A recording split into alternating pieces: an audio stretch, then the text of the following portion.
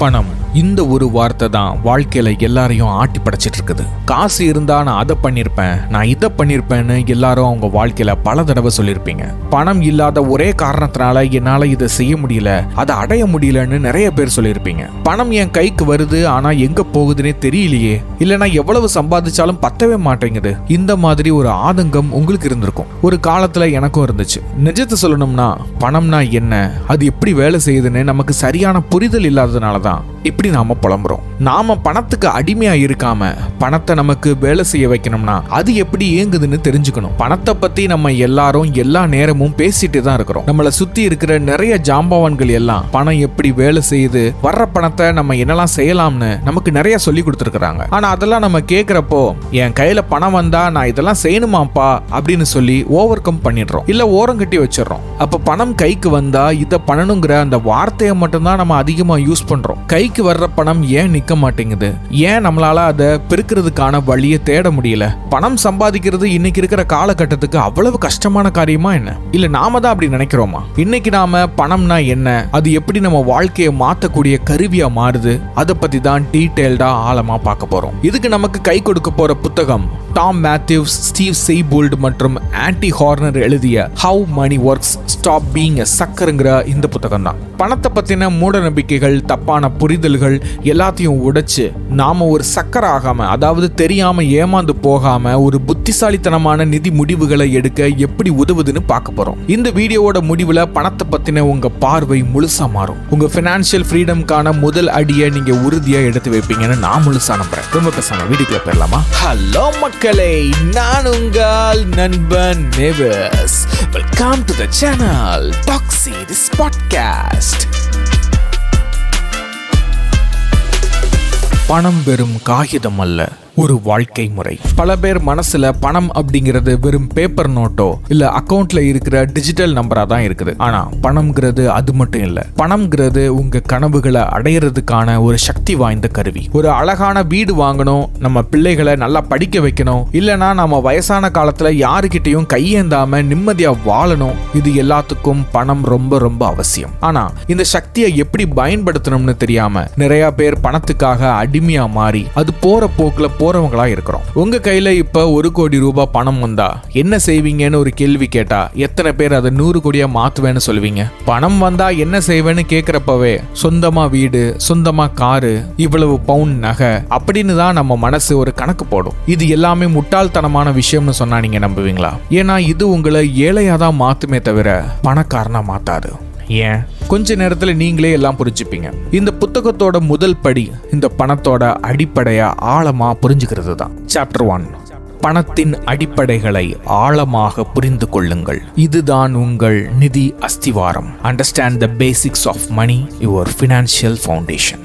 இந்த புத்தகம் பணத்தை பத்தி புரிஞ்சுக்கிறது ஒரு சயின்ஸ் மாதிரின்னு சொல்லுது. உடம்ப ஆரோக்கியமா மாத்தணும்னா இந்த உடம்பை பத்தி ஒரு டாக்டர் நல்லா தெரிஞ்சு வச்சிருக்கணும். ஒரு கட்டிடம் நல்லா பலமா பல வருஷத்துக்கு நிலைச்சு நிக்கணும்னா ஒரு இன்ஜினியர் கட்டிடம் கட்ட நல்லா தெரிஞ்சு வச்சிருக்கணும். அதே மாதிரி உங்க நிதி வாழ்க்கையை மேம்படுத்தணும்னா ஒவ்வொரு மனுஷனும் பணத்தை பத்தி தெளிவா தெரிஞ்சு வச்சிருக்கணும். பணம் சார்ந்த அறிவு கூட இன்னைக்கு பணம் இருந்தாதான் கிடைக்குங்கிற நிலைமைக்கு நம்ம தள்ளப்பட்டிருக்கிறோம். சரிதானே? வருமானம், இதுதான் உங்க கஜானாவுக்கு வர்ற பணம். வெறும் சம்பளம் மட்டும் வருமானம் கிடையாது. நீங்க பகுதி நேரமா செய்யற வேலை, இன்வெஸ்ட்மெண்ட்ல வர்ற லாபம், உங்க சைட்ல நீங்க பண்ற பிசினஸ், இது எல்லாமே வருமானம் தான். பல வருமான ஆதாரங்களை உருவாக்குறது தான் நிஜமான பணக்காரர்களோட ரகசியம். அதாவது உங்க கையில இருக்கிற பணத்தை எல்லாத்தையும் ஒரே பேங்க்ல போட்டு வைக்காம பல இடத்துல இன்வெஸ்ட்மெண்ட் பண்ணி வைக்கிறது. ஒரு ஆதாரம் போனா இன்னொரு ஆதாரம் உங்களை தாங்கும். சாக்கு போக்குக்கு இங்க இடம் கொடுக்காதீங்க. பணம் எப்பவும் கையில நிக்கணும், பணம் வந்துகிட்டே இருக்கணும் அப்படின்னா நம்ம சில விஷயங்களை எஃபோர்ட் போட்டு செய்ய வேண்டியதா இருக்குது.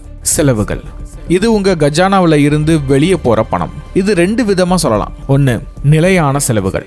வீட்டு வாடகை, car loan, EMI, insurance premium, இதெல்லாம் மாசம் மாசம் கட்டாயம் செலுத்த வேண்டிய ஒண்ணு. இதை குறைக்க பெரிய முயற்சிகள் எடுக்கணும். ஏன்னா நம்ம சம்பாதிக்கிற பாதி பணம் இஎம்ஐல தான் போகுது இல்லையா? எந்த பொருள் அத்தியாவசியமோ அதுக்கு நீங்க செய்யற செலவு உங்க இன்வெஸ்ட்மெண்ட்ல ஒண்ணு. ஏன்னா அது பிற செலவுகளையோ இல்ல வேலை சுமையையோ கம்மி பண்ற ஒரு விஷயமா இருக்கலாம். உங்க டைமை ஒரு பொருளை சேவ் பண்ணா அதுவும் இன்வெஸ்ட்மெண்ட் தானே. ஆனா தேவையில்லாம நீங்க வாங்குற ஆசைக்கு உட்படுத்தப்பட்ட பல பொருட்கள் உங்களை கடனாளியா தான் மாத்துது. அதனால நீங்க யோசிச்சு செலவு செய்யுங்க. அதுதான் உங்க கையில இருக்குது. அடுத்ததா மாறும் செலவுகள். உணவு, பெட்ரோல், பொழுதுபோக்கு, ஷாப்பிங், இதை நாம ஓரளவுக்கு கட்டுப்படுத்த முடியும். எங்கெல்லாம் நம்ம பணம் கசியுதுன்னு கண்டுபிடிச்சா அதை அடைக்க முடியும். இந்த 2 வகையான செலவுகளையும் பிரிச்சு புரிஞ்சுக்கிட்டாதான் எங்க பணத்தை மிச்சப்படுத்தலாம்னு நமக்கு ஒரு ஐடியா கிடைக்கும். சேமிப்பு, சம்பாதிச்ச பணத்துல ஒரு பகுதியை எதிர்காலத்துக்காக ஒதுக்கி வைக்கிறது. ஆனா நிறைய பேர் மிச்சம் இருந்தா சேமிக்கலாம்னு நினைக்கிறாங்க. அது மிகப்பெரிய தப்பு. இந்த புத்தகம் சொல்றது என்னன்னா, முதலில் உங்களுக்கு நீங்கள் பணத்தை செலுத்துங்கள். அதாவது சம்பளம் வந்ததும் முதல்ல சேமிப்புக்குன்னு ஒரு தொகையை எடுத்து வச்சுட்டு அப்புறம் தான் மற்ற செலவுகளை பார்க்கணும். இது ஒரு பழக்கமா மாறணும். பல் தேய்க்கிற மாதிரி, டிஃபன் சாப்பிட்ற மாதிரி இதெல்லாம் தினம் செய்ய வேண்டிய ஒரு பழக்கம். சேமிப்பு பழக்கம் இப்ப எல்லாம் சின்ன வயசுல இருந்தே உங்க குழந்தைகளுக்கு சொல்லி கொடுத்து வளருங்க. பணம் சார்ந்த அறிவு குழந்தைகளுக்கு பெற்றோர்களுக்கிட்ட இருந்து தான் அதிகமா வரும். அடுத்ததா முதலீடுகள்.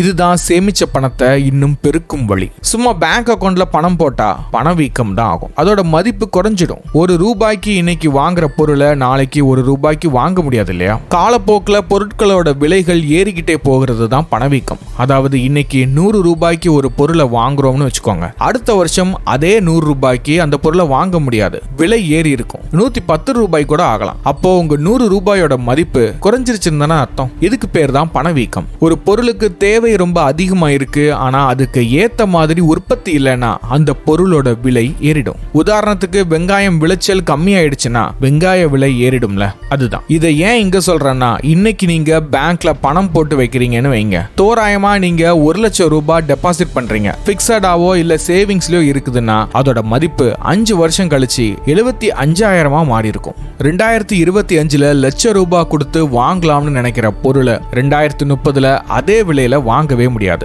இதுக்கு நம்ம பைக் கம்பெனியை எக்ஸாம்பிளா வச்சுக்கலாம். நீங்க பைக் வாங்கணும்னு 2025 இந்த வருஷம் முடிவு பண்ணி அந்த வண்டியோட விலை என்ன, நான் எவ்வளவு சேமிக்கணும்னு ஒரு கணக்கு வச்சு காசு கொடுக்குறீங்கன்னு வச்சுப்போம். இப்போ நீங்க வாங்க நினைக்கிற வண்டியோட விலை ₹1,20,000. அந்த பணத்தை சேமிச்சு வைக்க ஒரு 2 வருஷம் எடுக்குதுன்னு ஒரு கணக்கு போட்டுக்கிட்டா கூட 2 வருஷம் கழிச்சு அதே வண்டியோட விலை ₹1,30,000 இல்ல ₹1,40,000 மாறி இருக்கும். இதுக்கு காரணம் ஒரு பொருளை தயாரிக்க ஆகும் செலவுகள், கூலி, மூலப்பொருள், போக்குவரத்து இதெல்லாம் அதிகமாகும் போது அந்த பொருளோட விலையும் ஏறிடும். பெட்ரோல் விலை ஏறினா எல்லா பொருட்களோட விலையும் ஏறுதுல, அதே மாதிரி தான் பணவீக்கம். இது எல்லாத்தையும் சார்ந்ததுதான். மக்கள் கையில அதிகமா பணம் புழக்கத்துல இருந்தாலும் பணவீக்கம் நடக்கும். டிமாண்ட் அதிகமாகும் போது பொருளோட விலை ஏறிடும். ஆனா அதுக்கு ஏத்த மாதிரி சம்பளம் ஏறுதா?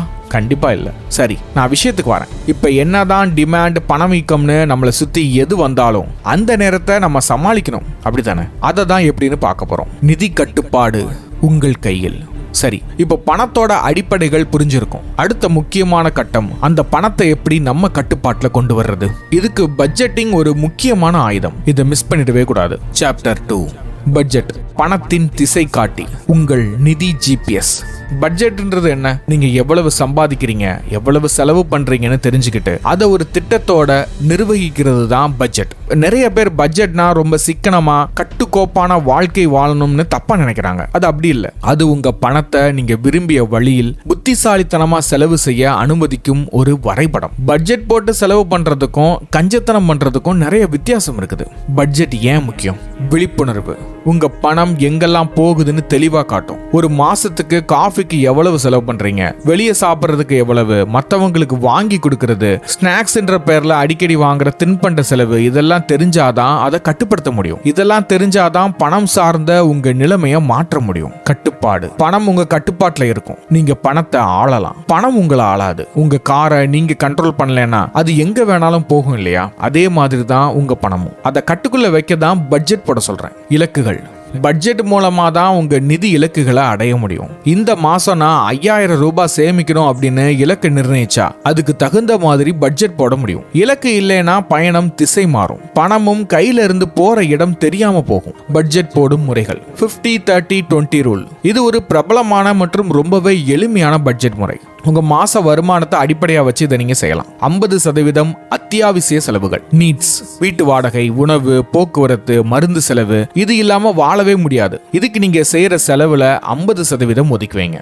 30% ஆசைகளுக்கு, அதாவது வான்ஸ், சினிமா, வெளியே சாப்பிடுறது, ஷாப்பிங், பொழுதுபோக்கு, இது உங்க வாழ்க்கையை இன்னும் சந்தோஷமாக்கும். ஆனா இதுலயும் அதிகமா செலவு பண்ணாம சரியான பிளான்ல அதை என்ஜாய் பண்றது தான் புத்திசாலித்தனம். என்கிட்ட கேட்டா ஒரு இடத்துக்கு போற வரைக்கும் மனசு ஒரு மாதிரி இருக்கும், போயிட்டா ஒரு நாள் தானே பார்த்துக்கலாம்னு செலவு பயங்கரமா இழுத்து விட்டுரும். சோ இங்க செலவு பண்றதுல கொஞ்சம் கவனமாவே இருங்க. 20% சேமிப்பு மற்றும் கடன் அடைப்பதற்கு, சேவிங்ஸ் அண்ட் டெப்ட் ரீபேமெண்ட். இந்த 20% தான் உங்க எதிர்காலத்துக்கு நீங்க போடுற முதலீடு. இதுல தான் நீங்க கூட்டு வட்டி எல்லாம் கொண்டு வர போறீங்க. அப்போ அதுக்கு ஏத்த மாதிரி இதை மாத்திக்கலாம்.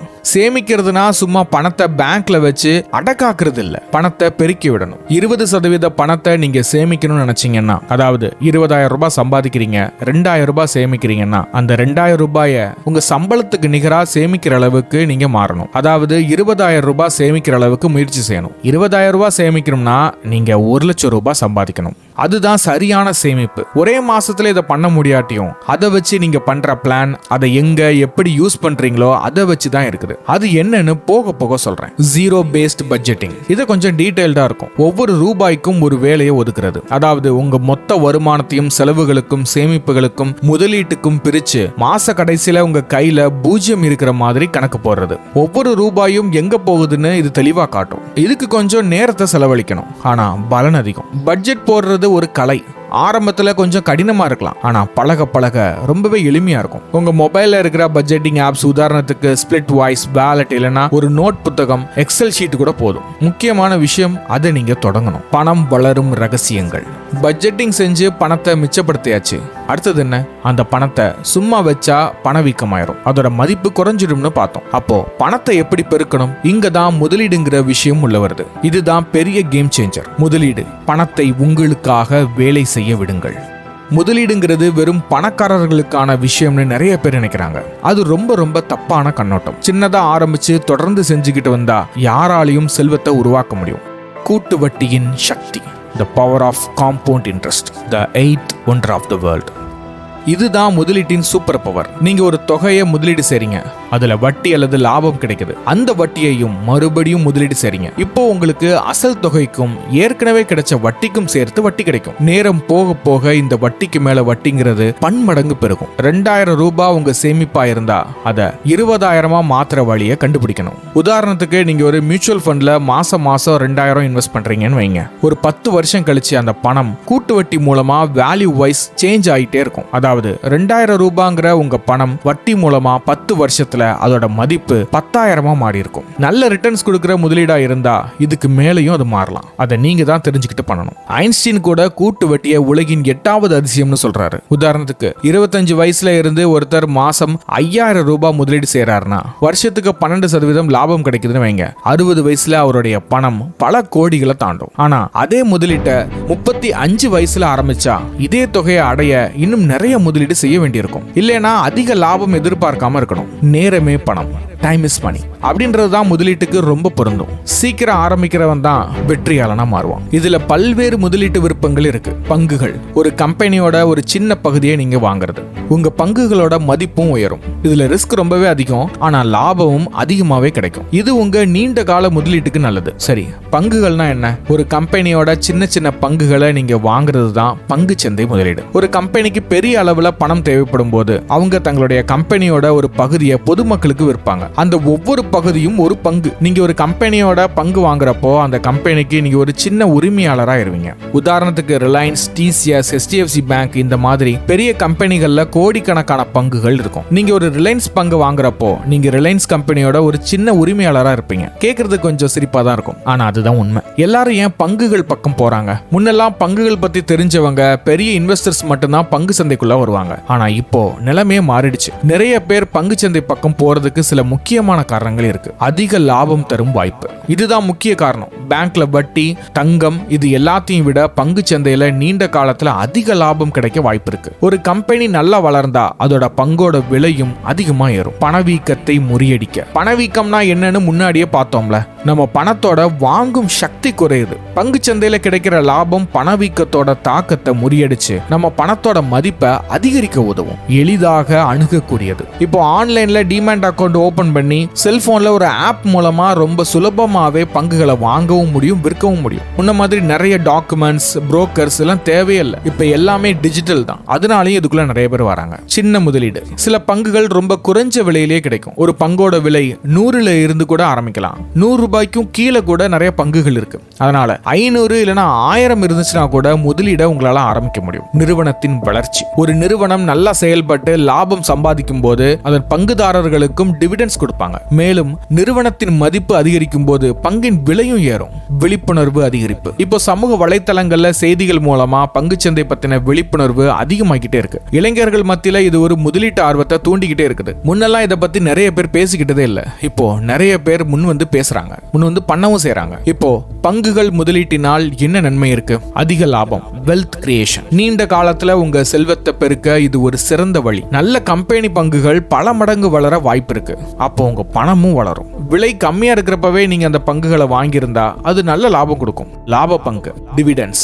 சில கம்பெனிகள் அவங்க சம்பாதிச்ச லாபத்தை ஒரு குறிப்பிட்ட பங்கை பங்குதாரர்களுக்கு கொடுப்பாங்க. இது உங்களுக்கான ஒரு ரெகுலர் வருமானம் மாதிரி. மேல சொன்ன மாதிரி நிறுவனத்தோட வளர்ச்சியை பொறுத்து இது மாறும். பங்கு பிரிப்பு, ஸ்டாக் ஸ்பிளிட், அதாவது போனஸ் ஷேர்ஸ். கம்பெனிகள் நல்லா செயல்பட்டா பங்குகளை பிரிச்சு அல்லது போனஸ் பங்குகளா கொடுத்து உங்க கையில இருக்கிற பங்குகளோட எண்ணிக்கையை அதிகரிக்கலாம்.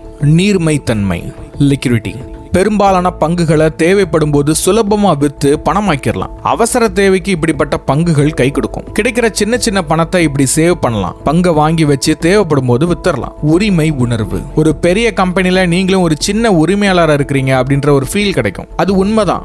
இது பெரிய அளவுல பண்ணவங்க தான் பணக்காரர்களாக இருக்கிறாங்க. சரி, பங்குகள் முதலீட்டினால் என்ன தீமை இருக்குது சொல்றேன். நஷ்டம் ஏற்படும் வாய்ப்பு, இதுதான் முக்கியமானது. மார்க்கெட் நிலவரம், கம்பெனியோட செயல்பாடு சரியில்லைன்னா பங்கோட விலை இறங்கலாம். அப்போ நீங்க போட்ட பணம் குறையவும் வாய்ப்பு இருக்கு. சில சமயங்கள்ல மொத்த முதலீடும் கூட போகிறதுக்கு வாய்ப்பு இருக்கு. ஆனா நீண்ட கால முதலீட்டுக்கு இந்த ப்ராப்ளம் இல்ல. அது ஏறும்போது நீங்க வித்துட்டு வெளியே வந்துடலாம். ஒரு பங்கை வாங்குறதுக்கு முன்னாடி ஒரு தடவைக்கு 100 தடவை யோசிச்சு வாங்கணும். ஒரு பங்கை வாங்குறீங்கன்னா ஒரு தொழில நீங்க முதலீடு செய்யற மாதிரி. அந்த தொழிலை பத்தி உங்களுக்கு தெரியுமா? அந்த கம்பெனி நல்லபடியா செயல்படுதா?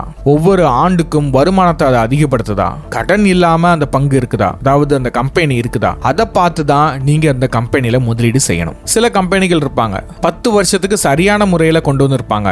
அடுத்த 10 வருஷத்துக்கு தலைமுறை மாறி இருக்கும். இல்லைன்னா அவங்களுடைய நிர்வாகம் சரி இருக்காது. அதனாலே நஷ்டத்தை நிறைய சந்திப்பாங்க. அப்படி இருக்கிற நேரத்துல அந்த பங்குகளை விட்டு வெளியேறது ரொம்பவே சிறந்தது. சந்தை ஏற்ற இறக்கம், பங்குச்சந்தை தினமும் ஏறும் இறங்கும். சில சமயங்கள்ல பெரிய ஏற்ற இறக்கங்கள் இருக்கும். இதனால மன அழுத்தம் வரலாம். அதுக்கு ரொம்ப பொறுமை இருக்கணும். எடுத்தோம் கவுத்தோம்னு எதையுமே அவசரப்பட்டு பண்ணிடக்கூடாது. ஆராய்ச்சி தேவை. நான் அப்ப சொன்ன மாதிரி தான். எந்த பங்கை வாங்கணும், எப்போ வாங்கணும், எப்போ விற்கணும்னு தெரியாம முதலீடு செஞ்சா நஷ்டம் தான். நல்லா ரிசர்ச் பண்ணி முதலீடு செய்யணும். அதுக்காக படிக்க நேரம் ஒதுக்குங்க. அதுக்கப்புறம் முதலீடு செய்யுங்க. ஏமாற்று வேலைகள், ஸ்கேம்ஸ். பங்கு சந்தையில சில ஏமாற்று வேலைகளும் நடக்கலாம். இதனால அறிமுகம் இல்லாத கம்பெனிகள்ல அல்லது அதிக லாபம் தர்றதா சொல்லும் திட்டங்கள்ல முதலீடு செய்யும் போது எச்சரிக்கையா இருக்கணும். ஒரு முக்கியமான குறிப்பு, பங்கு சந்தை முதலீடுங்கிறது ஒரு கடல் மாதிரி. நல்லா தெரிஞ்சுக்கிட்டு இறங்கினா லாபம் பார்க்கலாம், தெரியாம இறங்கினா ஆபத்து தான். அதனால முதலீடு செய்யறதுக்கு முன்னாடி நல்லா படிங்க. பங்குச்சந்தை பத்தி, கம்பெனிகள் பத்தி நல்லா தெரிஞ்சுக்கோங்க. சின்னதா ஆரம்பிங்க. முதல் தடவை பெரிய தொகையை முதலீடு செய்யாம சின்னதா ஆரம்பிச்சு அனுபவத்தை வளர்த்துக்கோங்க. டைவர்சிபிகேஷன், உங்க பணத்தை ஒரே ஒரு பங்குல போடாம பல நல்ல கம்பெனிகள்ல பிரிச்சு போடுங்க. அப்போ ஒரு கம்பெனி சரியா போகலனாலும் மற்ற கம்பெனிகள் அதை ஈடு செய்யும். நீண்ட கால முதலீடு, குறுகிய கால லாபத்தை பார்க்காம நீண்ட காலத்துக்கு முதலீடு செஞ்சா நல்ல லாபம் கிடைக்க வாய்ப்பு அதிகமா இருக்குது. நிதி ஆலோசகர், தேவைப்பட்டா ஒரு நிதி ஆலோசகர் கிட்ட ஆலோசனை கேட்கலாம். அடுத்து மியூச்சுவல் ஃபண்ட்ஸ் ரிஸ்க் கொஞ்சம் கம்மி, புதுசா முதலீடு செய்யறவங்களுக்கு ஏற்றது. உங்களுக்கு மார்க்கெட்டை பத்தி அதிகமா தெரியலன்னா இதை தேர்ந்தெடுக்கலாம். சரி, மியூச்சுவல் ஃபண்ட் என்ன? மியூச்சுவல் ஃபண்ட்ன்றது நிறைய பேர்கிட்ட இருந்து சின்ன சின்ன பணத்தை வாங்கி அதை ஒன்னா சேர்த்து ஒரு நிதி மேலாளர், அதாவது ஃபண்ட் மேனேஜர் மூலமா பங்குச்சந்தை, கடன் பத்திரங்கள், தங்கம்னு பல இடங்கள்ல முதலீடு செய்யறது தான் மியூச்சுவல் ஃபண்ட். உதாரணத்துக்கு நீங்க ஒரு 1000 ரூபாய் முதலீடு பண்ணணும்னு நினைக்கிறீங்க. தனியா நீங்க பங்குச்சந்தையில ஒரு நல்ல பங்கை வாங்கவே முடியாது. ஆனா மியூச்சுவல் ஃபண்ட்ல 1000 ரூபாய் கொடுக்கறப்போ உங்க 1000 ரூபாயும் உங்களை மாதிரி பல பேர் கொடுத்த பணமும் ஒன்னா சேரும். அந்த பெரிய பணத்தை நிதி மேலாளர் சரியான இடங்கள்ல முதலீடு செய்வார். மியூச்சுவல் ஃபண்ட்ல என்னெல்லாம் பண்ணலாம்? மியூச்சுவல் ஃபண்ட்ல நீங்க எப்படி முதலீடு செய்றீங்க, எவ்வளவு ரிஸ்க் எடுக்க தயாரா இருக்கிறீங்க, எவ்வளவு காலம் முதலீடு செய்ய போறீங்கன்றத பொறுத்து பல வகைகள் இருக்கு. முதலீடு செய்யும் விதங்கள். Systematic investment plan, SIP. இதுதான் மியூச்சுவல் ஃபண்ட்ல முதலீடு செய்யறதுலயே ரொம்ப எளிமையான, அதுவும் பிரபலமான வழி. எப்படி? மாசம் 500 இல்லனா 1000ன்னு ஒரு குறிப்பிட்ட தொகையை ஒரு குறிப்பிட்ட தேதியில உங்க பேங்க் அக்கவுண்ட்ல இருந்து தானாகவே டெபிட் ஆகிறது தான் ஆட்டோபே சிஸ்டம், அதாவது SIP, சிஸ்டமேட்டிக் இன்வெஸ்ட்மெண்ட் பிளான். இதனுடைய நன்மைகள் என்ன? பண ஒழுக்கம். சின்ன தொகையில இருந்து ஆரம்பிக்கலாம். பணத்தை சேமிக்கிற பழக்கம் தானாகவே வரும். ரூபாய் செலவு சராசரி. மார்க்கெட் ஏறும் போதும் இறங்கும் போதும் நீங்க முதலீடு செய்யறதுனால உங்க முதலீட்டோட சராசரி விலை ஒரு நல்ல வேல்யூல இருக்கும். அதாவது மார்க்கெட் இறங்கும் போது அதிக யூனிட்களும் ஏறும்போது குறைஞ்ச யூனிட்களும் கிடைக்கும். காம்பவுண்டிங். சின்ன சின்ன தொகையா முதலீடு செய்யறதுனால நீண்ட காலத்துல உங்க முதலீடும் அதிலிருந்து கிடைக்கிற லாபமும் சேர்ந்து பெரிய தொகையா மாறும். Lump sum investment. லம்சம் இன்வெஸ்ட்மெண்ட்னா ஒரு பெரிய தொகையை, உதாரணத்துக்கு 50,000 அல்லது 1,00,000 ரூபாயை ஒரே நேரத்தில் முதலீடு செய்யறது. இந்த லம்சம் இன்வெஸ்ட்மெண்ட் எப்ப பண்ணலாம்? எப்போ சிறந்தது? மார்க்கெட் ரொம்ப இறங்கும் போது வாங்க நல்ல நேரம்னு சொல்லுவாங்க, அல்லது உங்ககிட்ட மொத்தமா ஒரு பெரிய தொகை இருக்கும்போது இதை செய்யலாம். டாம் மேத்யூஸ், ஸ்டீவ் செய்போல்ட் மற்றும் ஆண்டி ஹார்னர் எழுதிய how money works stop being sucker audio புக்ல இன்னைக்கு நாம பார்த்தது பல வகையில உங்களுக்கு ரொம்பவே பயனுள்ளதா இருந்திருக்கும்னு நான் நம்புறேன். பண வீக்கத்தை பத்தி பார்த்தோம், பணத்தை எப்படி முதலீடு செய்யறதுன்னு பார்த்தோம், பணத்தை எப்படி சேமிக்கணும்னு பார்த்தோம், எப்படி பட்ஜெட்டிங் பண்றதுன்னு பார்த்தோம். இது எல்லாமே ரொம்ப பேசிக்கான விஷயம் தான். மியூச்சுவல் ஃபண்டை பத்தியும் நம்ம பேசிக்கா தான் பார்த்திருக்கிறோம். இன்னைக்கு இந்த பதிவுல இதோட முடிச்சிட்டு அடுத்த 2வது பாகத்துல இதை பத்தி டீடைல்டா பேச போறோம். இந்த ஆடியோ புக் உங்களுக்கு பிடிச்சிருந்துச்சுன்னா மறக்காம லைக் பட்டனை தட்டி விடுங்க. நம்ம சேனலுக்கு புதுசுனா சப்ஸ்கிரைப் பண்ணுங்க. ஓகே, சென்று வருகிறேன். நான் உங்கள் நண்பன் நிவஸ். Okay, by.